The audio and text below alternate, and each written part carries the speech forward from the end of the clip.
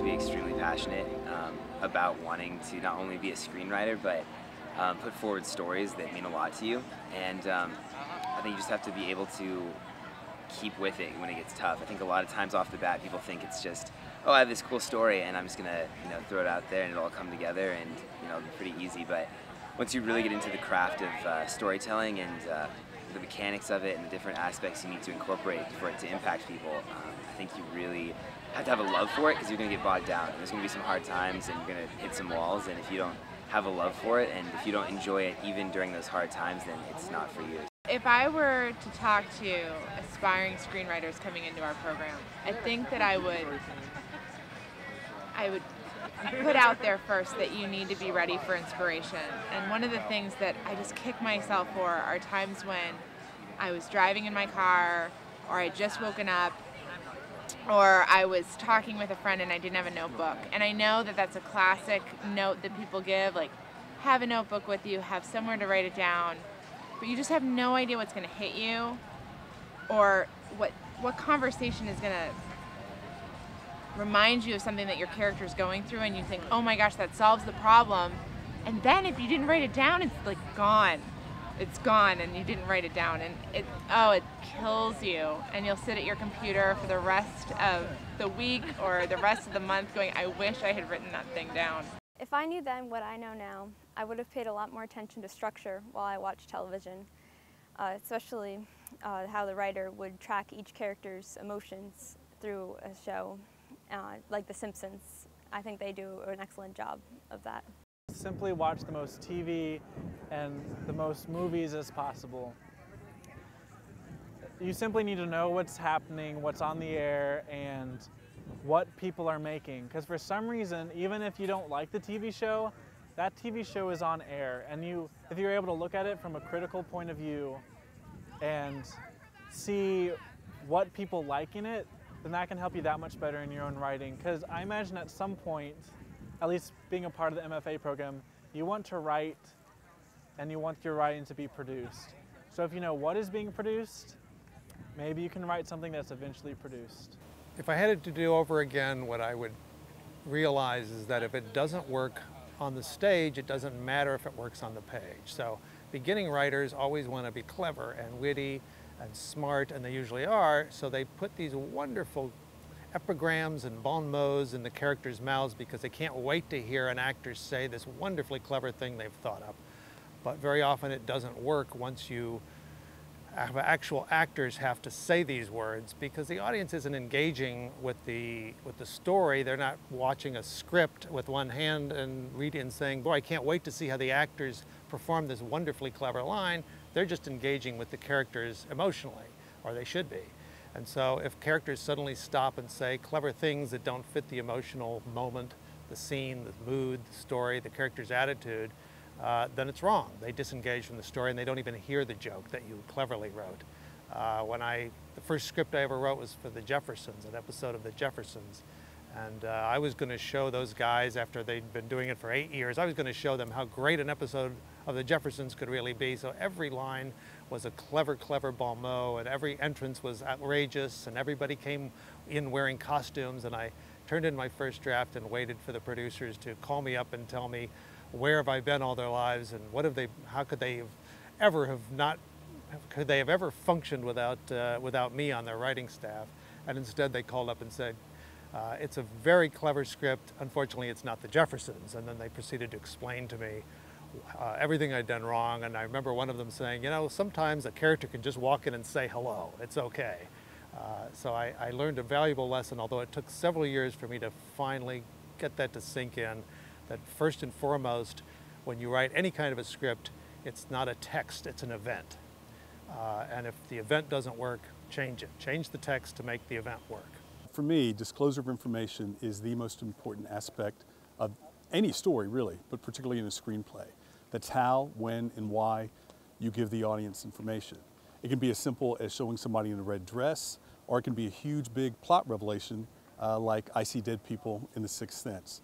Most starting writers, I find, really don't give a lot of thought to how and when and why they give the audience information. So I think it's something you really need to think about. Watch movies like The Sixth Sense, Ordinary People, Reservoir Dogs, see creatively how people disclose information and use it to your best effect in your screenplay. The worst thing that you actually do write and put on paper, the worst thing that you put on paper is always better than that perfect masterpiece that you keep in your head and you never write at all. And I tell that to students because often writers, when they're first starting out, they are reluctant to put their ideas down, because when you put your ideas down, you start seeing how imperfect they are. But if you keep them in your head, you can, sort of fantasize that they're wonderful. And so I try to discipline writers to get going, get it out of their head and onto paper, because it's not until it's on paper that it's really starting to behave like a story. And you can start to see how well it's behaving or not, and begin to do the difficult work of revising. One of my top tips for screenwriters is discipline, to treat writing as a job, to go in, putting yourself in a frame of mind of going into an office every day and writing something, even if you don't feel like it or if you have to push yourself, that you come away with something by the end of the day, a page, an outline, and to really treat it as work, which it is, and treat it as a job you go to, and it's not something that you can treat lightly. And the discipline not only helps in terms of getting you on task and on target, but also improves your writing skills as well by doing it every single day. One of the most important realizations that I've made over time on the business side of things is, much as we'd love for it to be only the work that matters, it's not just the work. It's how you present the work and how you present yourself. In film, and especially in television, you're asking people to spend lots of money on you and lots of time with you. And if you aren't a good person to be with and to work with, if you can't embrace the collaborative side of this business, then it's going to be really tough to get anybody to invest in your work or in you. So I think building those networking skills and the simple skills of actively listening and engaging in criticism and learning to both take and give notes with grace is crucial. From a studio standpoint, I think the most important thing is to think about, does anybody want to watch this movie that I'm going to write? A lot of people don't think about that. You might have heard studios judge marketability by 4 quadrants. 4 quadrants: men below and over 25, women below and over 25. If you can't hit at least 2 of those quadrants, nobody's going to want to make the movie.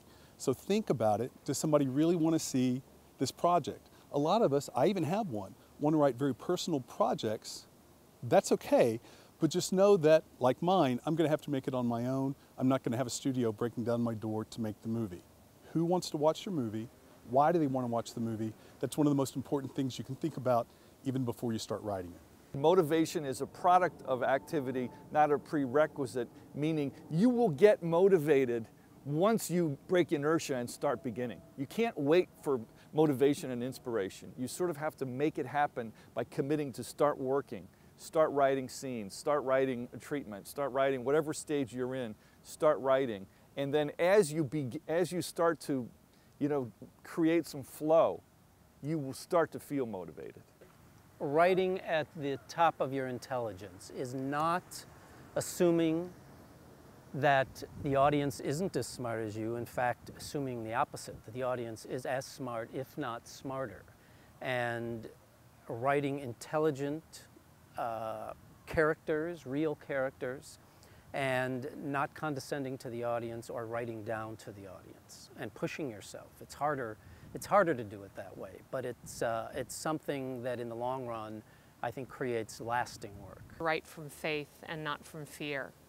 Because when you write from fear, whether it's fear of the marketplace or fear of exploring your own heart or fear of what the person in the next office or on the next movie is working on, then you write tight and you write away from your natural instincts and away from the truth of your story. But when you write in faith in your talents, in the particular story that you've chosen, and in your ability to communicate it better than anybody else can, that's when you get the full flower and the full power of your talent, and when the story takes on a life of its own. And that's when people recognize what you're trying to do and are going to align themselves with you to help you and your story advance.